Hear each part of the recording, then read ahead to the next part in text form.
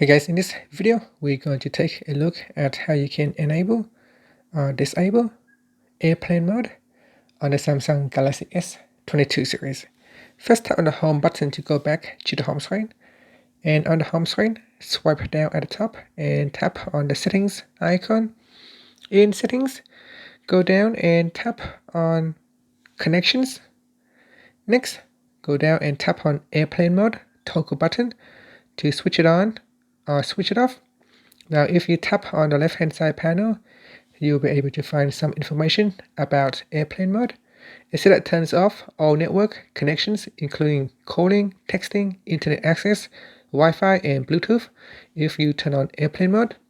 While airplane mode is on, you can turn Wi-Fi and Bluetooth on again in settings or the quick settings panel.